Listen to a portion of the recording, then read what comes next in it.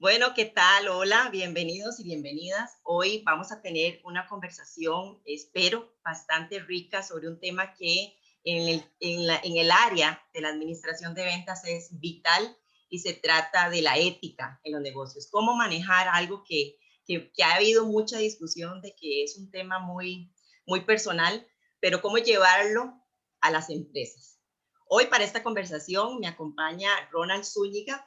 Él es el gerente o el director de la firma Sudeco Solutions, que es una pequeña empresa que se dedica a la gestión de la administración de los procesos, pero financieros. Y está él acá, más bien para contarnos específicamente qué hace su empresa y luego bajar la conversación un poquito a ver cómo maneja él con su equipo de trabajo el tema de la ética en las ventas.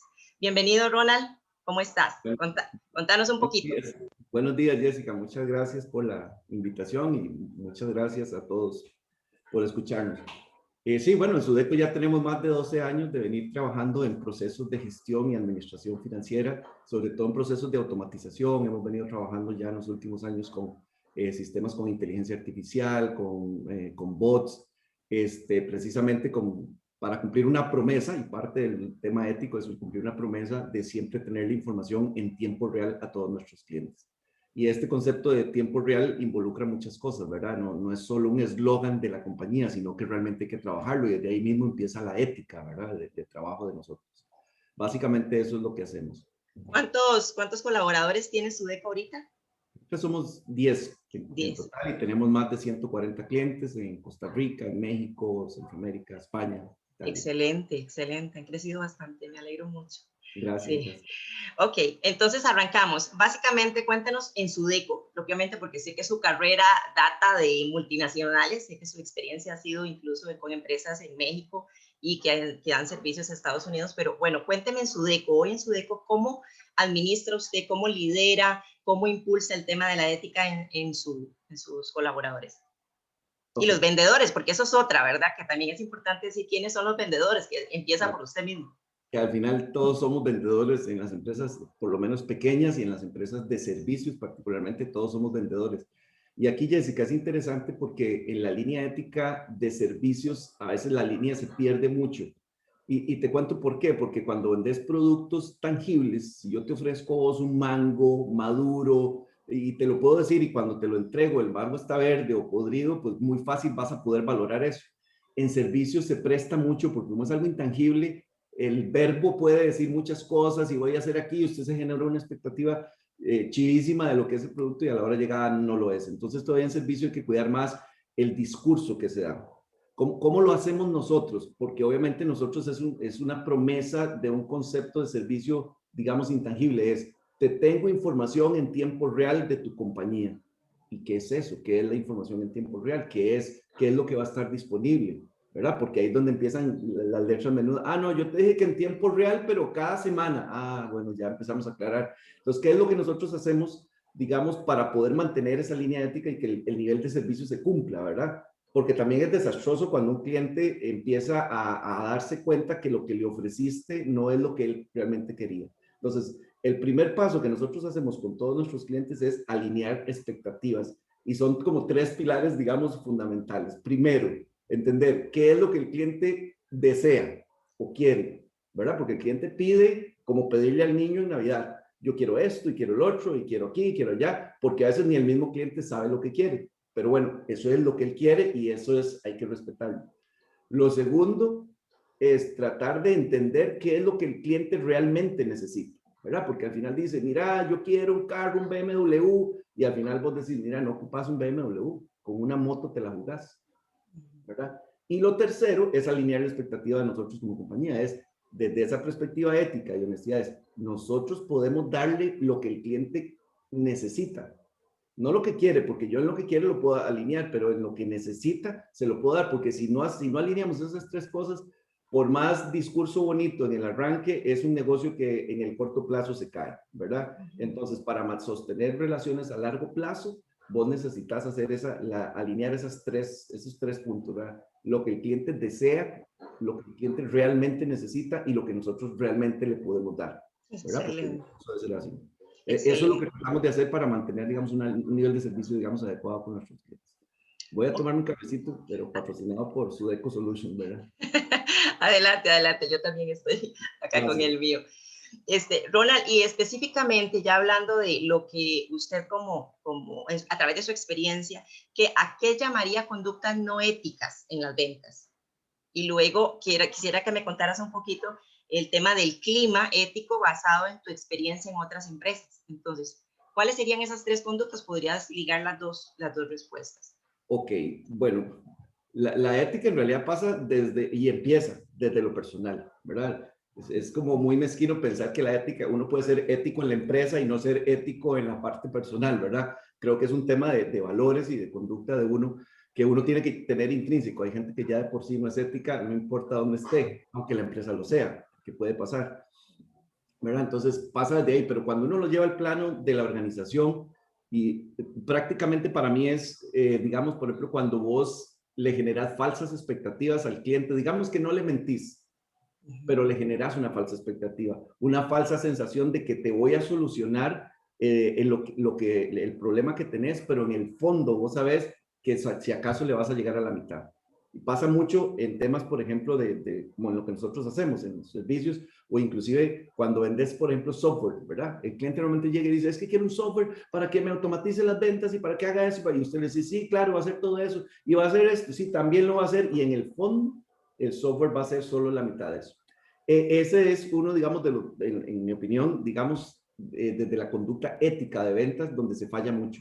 Es que no quiero caer porque parto de la buena fe de la gente y de la buena fe de las empresas, pero digamos, se le genera una falsa expectativa al cliente y se le ofrece algo que tal vez la compañía no da. Pero eso es totalmente normal, Jessica, y es impresionante, ¿verdad? Normal, lo ven mucho en las empresas. Vendedores que llegan y negocian con un cliente y claro, y te vamos a dar un 30% de descuento y te regalamos 5 y no tenés que pagarnos, nos pagas a 90 días y cuando llega el proceso, entonces ya viene toda la parte administrativa a decirle, Jessica, es que tienes que pagarme en 30 días. Ay, no, ¿cómo? A mí el vendedor me dijo que no ven. Y el descuento, no, Jessica, usted no tiene descuento autorizado. Ahí se cae mucho, Es esa cierto. parte trae mucho el tema de la ética, sobre decirle realmente la verdad, ¿verdad? Bueno, no sé si es un refrán, y perdón, no sé si está en la Biblia, pero bueno, dice que la verdad os hará libres. Y eso genera, desde el momento que vos empezás una relación con un cliente, desde esa parado sobre la verdad, toda la relación fluye normalmente. ¿Por qué? Porque, ¿qué es lo que pasa? Cuando vos mentís y el cliente ya digamos, determina que vos le estás mintiendo, a partir de ahí se pierde la confianza. Entonces, cualquier cosa que pase, el cliente la va a magnificar. Y entonces ya la relación se pone muy tensa. Cuando vos partís de la verdad, no pasa nada. Yo creo que todos tienen esa apertura de decir, mira, me puedo equivocar, hice mal estas cosas, y eso no tiene nada que ver con la ética. Simple y llanamente, me puedo equivocar como ser humano, pero tiene un nivel de aceptación diferente cuando vos has tenido un discurso, digamos, correcto. El tema del clima organizacional, ¿verdad? No sé, me estás citando uno, si quieres referirte a otros, pero no te olvides de hacer la mención en qué peso tiene, es porque sí se dice que el clima organizacional contribuye a ese comportamiento ético o no ético. Claro, es que volver, tal vez, no sé si pude hacer bien la relación, pero es que para mí eso parte desde lo interno. Claro, al Ajá, final las organizaciones somos personas, no son sí, entes aparte, y lo mencionaba ahora hace un ratito, vos no puedes tener valores y decir, mi organización somos honestos y somos estos y en tu casa no te comportas igual, ¿verdad? Vos no puedes decir que en tu organización no le vas a mentir a tus clientes y le mentís a tu esposa o a tus hijos. O sea, digamos que pasa primero desde ahí. Y entonces el clima viene de ahí. Muchas veces es propiciado por los mismos gerentes. gerentes. ¿Verdad? El mismo gerente de ventas que fuerza a un vendedor a decirle, tiene que cumplir con la meta de ventas, ¿verdad? Y entonces el vendedor desesperado va a donde el cliente y le dice, mira, y eso pasa mucho en lo comercial y por experiencia les digo, en la comercial. Entonces el vendedor va al 30 donde el cliente dice, mira, te voy a vender estos 100 mangos, pero no importa, nada más es para poderlo facturar. El primero del mes me los devolves. ¿Verdad? Pero era para poder cerrar y ir a la reunión de ventas del 30 y que lo felicitaran al vendedor del mes porque hay mucho pressing. Entonces, a veces en el clima organizacional, la misma dirección propicia un clima, digamos, poco ético porque tal vez hace, ¿cómo se llama? Un pressing, digamos, más allá de lo que debe ser. Yo no digo que no se deba presionar siempre, usted tiene que pedirle esa milla extra. Hoy vendiste 10, bueno, Jessica, ahora venda 12, y ahora vende 12, ahora venda 14. El gran tema es que a veces generan una expectativa, digamos, por ejemplo, vendiste 10 y entonces, bueno, Jessica, ahora venda 100. Entonces, esa grada que te ponen te fuerza y te obliga a eso. Por ejemplo, hay empresas, y eso es una opinión muy personal, por ejemplo, en estructura salarial, Jessica, y todo, que por ejemplo, contratan a un vendedor solo por comisión. Entonces, tenés un vendedor que anda en la calle y tiene que solucionar su operación arroz y frijoles, como digo yo, y entonces al final él dice, tengo que vender, ¿verdad? Exacto. Eso suena muy feo, pero así es, ¿verdad? Entonces, desde ese comportamiento, desde la organización, ¿por qué no estructurar una parte de salario base y una parte con comisión para que tengas algo fijo, para que salgas con menos precio? Igual, no significa que la empresa se va al otro lado, porque también pasa, empresas donde dan un salario base muy alto, y entonces tenés agentes vendedores que dicen, de por sí con el salario base me la juego. Entonces, nunca entendieron que estaban en ventas, no estaban en contabilidad ni finanzas, estaban en ventas. Entonces, buscar ese equilibrio, pero a veces la misma organización a nivel de clima propicia que existan conductas éticas, ¿verdad? Un poco también, no sé, forzadas. Claro, claro. Y de hecho me quiero prender de esta última pregunta, o más bien de tu respuesta, para hablar del concepto de clima ético. Y si conoces ejemplos empresariales, o sea, ¿a qué empresas te podrías referir cuando hablamos de cómo se da el clima ético en una o en otra? O sea, ¿tienes algún ejemplo que quiera compartirnos? Pues sí, tal vez no puedo decir nombres, pero hay de todo. Por ejemplo, estuve mucho tiempo en mi carrera profesional ligado al sector farmacéutico, y es un sector que me encanta porque ahí la línea ética es extremadamente delgada. O sea, la línea ética entre qué es lo correcto y el hacer negocio es una línea tan, diría yo, tan gris que a veces se pone hasta difusa porque, por ejemplo, en mercados como el consumo masivo, yo abiertamente puedo estimular tu consumo diciendo, Jessica, si me compras 3 tazas de café, te regalo 2. Si me compras una taza de café, te regalo una camiseta. O sea, es una transacción mucho más honesta porque te estoy diciendo, si me haces esto, yo te doy esto. En el mercado farmacéutico es diferente porque estás hablando de medicamentos que pueden afectar la vida de una persona para bien o para mal, ¿verdad? Normalmente es para bien, pero pueden tener efectos secundarios. Entonces, por ejemplo, un visitador médico, que es la primera línea, lo que llaman el first line, el first line, va y visita a un médico no para venderle producto, va y visita a un médico para hablarle de las características químicas de su producto y por qué ese producto puede curar la gastritis de sus pacientes. Y entonces, pero en el fondo lleva un objetivo de vender. No es el visitador el que vende, pero sí hace que si convence al médico con su discurso de que el producto es muy bueno, va a hacer que su médico se lo recete a los pacientes y los pacientes vayan a la farmacia a comprarlo y etcétera, etcétera, y ahí se desencadena el negocio. Que está bien, o sea, no es un negocio, no es una ONG, las farmacéuticas ganan plata, pero a veces el discurso ético y el discurso, digamos, comercial se entrelazan muchísimo. Por ejemplo, en el mercado farmacéutico se estila muchísimo, por ejemplo, buscar a los que llaman a los Key Opinion Leaders, ¿verdad? Por ejemplo, en Costa Rica pueden haber, no sé, 1000 gastroenterólogos, pero siempre hay 1 o 2 que son los mejores y que son los que la gente sigue. Entonces, las farmacéuticas, eso es una estrategia de ir y visitar a los Key Opinion Leaders, que son a los que invitan a los congresos médicos nacionales, internacionales, los llevan, los traen, los chinean, ¿verdad? Y, y al final, porque saben que los demás vienen ahí, mira, el doctor tal está recetando tal producto, pues yo voy a hacer exactamente lo mismo. Entonces, vea que aquí, entonces, hasta qué punto llevar a ese médico a un congreso médico se convierte más como un estímulo personal para que él recete productos o realmente tiene un objetivo científico. Les cuento esta experiencia porque trabajé en una de las 5 farmacéuticas, digamos, más grandes del mundo. En el 2001, las 5 farmacéuticas más grandes del mundo se unieron y generaron lo que llamaron un código de conducta de la industria farmacéutica, porque ese concepto se había vuelto, no sé cómo explicarlo, se había vuelto demasiado abierto. Entonces, por ejemplo, teníamos médicos que invitábamos a un congreso, no sé, a Francia, el Congreso de Gastroenterología en Francia. Obviamente el médico va con todos los gastos pagos, hotel y todo. Era tal vez 3 o 4 días de charlas sobre esto. Y entonces llevabas al médico, el médico feliz, ¿verdad? Y obviamente no puedo decir nombres ni mucho menos, pero llegabas al congreso, en las charlas, en el hotel, habían 3 médicos sentados escuchando la charla. Los otros 50 estaban en la piscina, ¿verdad? Y entonces ahí se empezó a perder el objetivo, porque entonces el médico, ¿cómo ve a la farmacéutica? Y la veía como, no, la que me lleva a pasear a Francia. Había médicos que se llevaban a su familia, y como era el key opinion leader, de ahí sí pase adelante, no deje que su familia esté en la piscina. O sea, pasó mucho de ese tipo de cosas que generaron realmente no sé cómo llamaríamos en esta falta de ética o a la conducta, ¿verdad? Porque entonces se perdió todo el objetivo. Por eso las 5 grandes farmacéuticas en el 2001 crearon su código de conducta, empezaron a normar muchísimo mejor qué se hacía con los médicos, a cuántos congresos realmente los podías invitar, a quiénes realmente podía llevar. Se empezaron a llevar control de las charlas para demostrar que el médico sí estuvo en Francia, pero efectivamente fue a las 5 charlas. Yo tengo un caso, y obviamente no lo puedo mencionar por razones de ética y de confidencialidad, y de ética Exacto. donde trabajé, ¿verdad? Pero tengo un caso en el área de gastroenterología. Hay productos que compiten de diferentes farmacéuticas.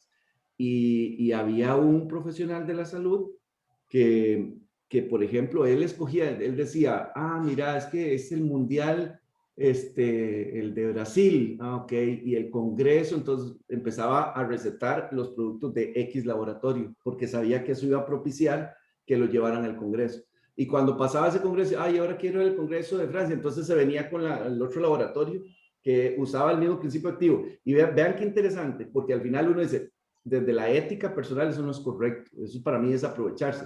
Sin embargo, no estoy juzgando al médico, porque los 2 medicamentos compartían el mismo principio activo, ¿verdad? Entonces, tampoco era que el médico estaba jugando con la salud de los pacientes. No, bueno, por lo menos no me atrevería a decirlo. Tal vez tenía una conducta ética inapropiada. En los 70, perdón. No, adelante, seguí, esa. Gracias. En los 70, por ejemplo, las farmacéuticas hicieron desastres en África, haciendo testing de vacunas, por cierto, y de un montón sin decirle a la gente qué es lo que estaban haciendo. Hubo grandes farmacéuticas que tuvieron que pagar indemnizaciones enormes por efectos secundarios, por hacer pruebas en humanos, cuando eso no estaba controlado, y llegaban a África, ¿cómo se llama? Con el cuento de que era ayuda humanitaria y que iban a vacunar gente, y realmente estaban haciendo pruebas médicas. Y esto lo digo con conocimiento de causa, no me da miedo decirlo porque esto es público. De hecho, hay una película viejísima que se llama El jardinero fiel, pueden verla. Muchas gracias. Todo ese efecto de las farmacéuticas. Pero te puedo decir que también en los años que yo trabajé en las farmacéuticas, todo eso mejoró muchísimo, la documentación, el seguimiento, y de hecho hay de lo primero que cuando uno entra, inclusive uno como trabajador del área financiera, administrativa de una farmacéutica, tenés que firmar el código de conducta y tenés, digamos, un montón de sanciones, inclusive por encima más drásticas del mismo código de trabajo. Vos las aceptás de decir, porque lo que ellos quieren propiciar es precisamente eso, que se mantenga esa conducta ética, porque la línea es muy, muy delgada. Claro, perfecto. Bueno, y precisamente la siguiente pregunta que te tenía tiene que ver con eso, porque siempre se ha creído que en el área de ventas, por ejemplo, en una corporación, en el área de ventas es donde se da el mayor comportamiento no ético. Cuando hay investigaciones, bueno, ya lo dijiste, eso pasa por otra línea que es más personal de cómo estás formado, de tus valores. Pero bueno, estás poniendo el ejemplo de otro profesional. ¿Qué pensás? ¿Cómo enriquecerías esto? ¿Es cierto que eso se corre mucho el riesgo o es en una línea de producción? ¿Qué opinas? Digamos, yo como soy financiero y soy de números, no me atrevería a decir es cierto o es mentira, porque no tengo los números a la mano y no he hecho un estudio. Pero sí es cierto, o sea, sí en mi experiencia, en 30 años de carrera, he visto casos donde, sobre todo en el área de ventas, esa parte ética, y les di ahora ejemplos, desde el vendedor que llega a mentirte con una expectativa de que el producto sí puede hacer tal cosa y no lo hace, pero bueno, ¿verdad? Es como que yo te venda, por ejemplo, te vendo un carro y te digo, sí, el carro va a correr a 300 kilómetros por hora, y ya vos sabes que no lo va a correr, pero ya cuando tenés el carro no es tan fácil de devolverlo ni deshacerte el carro, entonces te quedaste, pero vos como cliente te quedaste con esa insatisfacción, y mucho fue por la expectativa que te generó el vendedor. Entonces sí se da este tema de comportamientos cuando la misma dirección propicia eso. Entonces el vendedor sale el día 20, 30 a pedirle a un cliente, más ayúdame con este pedido, pásalo, pedilo y me lo devolves mañana o lo vas devolviendo en pedacitos. Pasaba muchísimo eso. Entonces sí, el área de ventas se presta mucho para eso. Y es que vuelvo a lo mismo, y hablé del sector farmacéutico porque la línea es muy delgada, pero también en el sector comercial, en el sector de consumo masivo, también al final de business are business, es un negocio, es el motor de la compañía si vendiste 10 o quiere que mañana venda 100 y 200 y ahí va para arriba. Y a veces ese pricing es inadecuado, a veces inclusive forzas a la compañía a llegar a un nivel que no, ¿verdad? A veces mucho el tema de falta de conocimiento, tal vez los mercados en Costa Rica son menos maduros que los mercados, por ejemplo, europeos o los mercados gringos. Entonces hay menos información de mercado. Entonces a veces, por ejemplo, vos estás presionando a tu vendedor y no te estás dando cuenta que el target donde estás metido ya está topado. Que hay 40 competidores y todos tienen repartido una tajada del mercado y que por más que vos hagas y digas, no vas a hacer que eso cambie. Entonces, a veces la misma dirección propicia eso. Entonces, sí, el área de ventas particularmente tiende mucho a eso, pero ojo, cuando uno habla de ventas, todo el mundo se imagina a los vendedores que andan con una hoja de pedidos, ¿verdad? Ojo que también, por ejemplo, en el sector financiero, en bancos también, o sea, en bancos, vamos, ¿cómo se llama? Ese agente bancario. El ejecutivo de ventas de los productos. Te ofrece créditos e inclusive a veces hasta sabiendo que no vas a poder pagar, ¿verdad? En bancos los ejecutivos a veces tienen hasta, ¿cómo se llama esto? Metas de colocación. Entonces a veces vienen y te buscan y dicen, mira, y te abro una línea de crédito y te abro una tarjeta y te abro esto y en el fondo, ve, y aquí es muchísimo más delicado en el sector financiero, porque a veces a sabiendas de que eso te va a perjudicar después. No digo que el cliente caiga inocentemente, pero muchas veces te ofrecen cosas a nivel financiero que no es lo que realmente vos necesitas. De hecho, hay ya te iba a preguntar un poquito sobre el tema de la vulnerabilidad para terminar en el contexto, o sea, ¿qué vulnerabilidad existe en el contexto de los negocios? Pero ahora que te estás refiriendo a la banca, nada más recordar, en el tema de la banca hay una legislación muy fuerte, ¿verdad? Que las superintendencias lo tienen. Claro, entonces, por ejemplo, hubo una época en donde la banca empezó a ofrecer productos cruzados y la legislación los castigó. O sea, yo le doy el crédito, pero tiene que tener la tarjeta. Y la persona se sentía, porque necesitaba el crédito, se sentía en la obligación y mucha banca empezó a hacer ese juego hasta que estalló una legislación, se formuló y ya no se puede. La banca, hubo banca, por ejemplo, hay una historia de un banco privado que, hablando de temas de ética, también hizo un acto en temas de visibilizar una base de datos. Y no voy a citar el ejemplo, muchos de ustedes lo recordarán. Eso es un comportamiento no ético. Entonces, pensando en banca o pensando en cualquier otro, ¿dónde crees, ya para terminar el tema, dónde está esa vulnerabilidad en los negocios? Pensando en el vendedor o en el que ofrece el producto o el servicio y también en la vulnerabilidad en el negocio. No sé si tienes algo para cerrar. Sí, tal vez para cerrar, y un ejemplo siguiendo con lo de banca, que pasa, para no decir ni que pasaba ni que sigue pasando, pasa, que los ejecutivos a veces también le dicen al dueño de negocio, mira, para prestarte esto necesito que tus estados financieros se vean de esta forma. Y viene a la aprobación nuestra, a los contadores, y entonces el dueño de negocio dice, mira, necesito un estado financiero, pero que diga 20. Y ahí entra mucho la ética, pero vuelvo a lo mismo. También, por ejemplo, un sector como el nuestro está bastante regulado, hay un gremio, ¿verdad? Hay un código de ética del colegio, etcétera, etcétera. E inclusive hasta pueden haber consecuencias legales o jurídicas para ese comportamiento, pero en otros sectores no lo hay, ¿verdad? Entonces, tal vez un poco por ahí anda la vulnerabilidad, tal vez en sectores comerciales existe legislación como la Ley de Defensa Efectiva del Consumidor, una cosa así, que está bien, es ley, pero todavía en la ejecución se queda un poco, porque el órgano como tal no tiene tanto peso, pero te ayuda, y por lo menos se convierte en una voz para que la gente, digamos, se pueda proteger.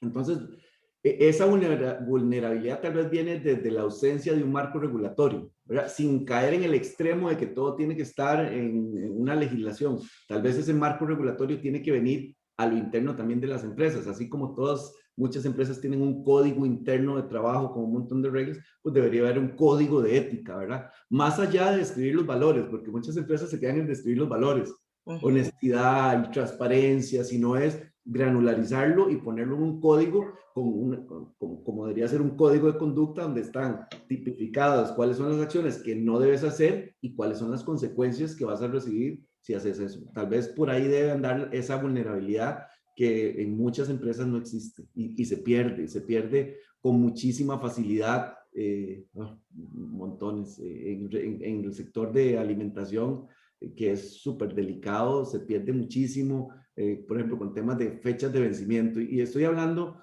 de casos en general, pero no sé, el del restaurante que va a preparar el lomo que acabas de pedir porque vos estás sentada afuera con tu pareja pidiéndote un lomo, un lomito, no sé, y el del restaurante abre y dice, ups, está vencido.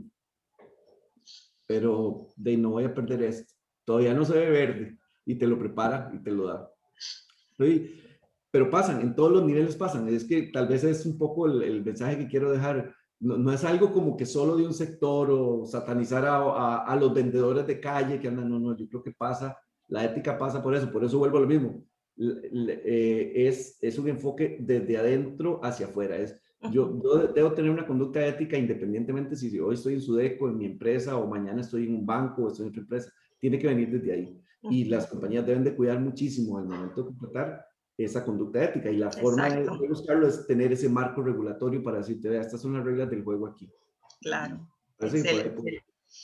Excelente. Sí, bueno, y para hacer una conclusión, efectivamente las empresas y las diferentes profesiones tienen un marco regulatorio en este comportamiento, pero el ejercicio de reclutamiento también cumple un rol muy importante cuando usted quiere incluir en su fuerza laboral a una persona para hacer esa valoración, más bien, valga la redundancia, de los valores asociados al comportamiento de esa persona para ver si hace match con el clima organizacional en cuanto a ética, ¿verdad? Eso es una interesantísimo. Me parece interesantísimo que los perfiles de puestos deberían estar alineados ¿cómo se llama? A los valores organizacionales, ¿verdad? Sí, claro. Claro, sí, perfecto. Porque eso te ayuda montones. Bueno, Ronald, muchísimas gracias. De verdad ha sido un placer conversar contigo. Sigo augurando mucho éxito en tu empresa. Sé que has crecido bastante. Y bueno, aquí nos despedimos. Nos encontramos de nuevo en otra conversación. Gracias. Gracias a todos.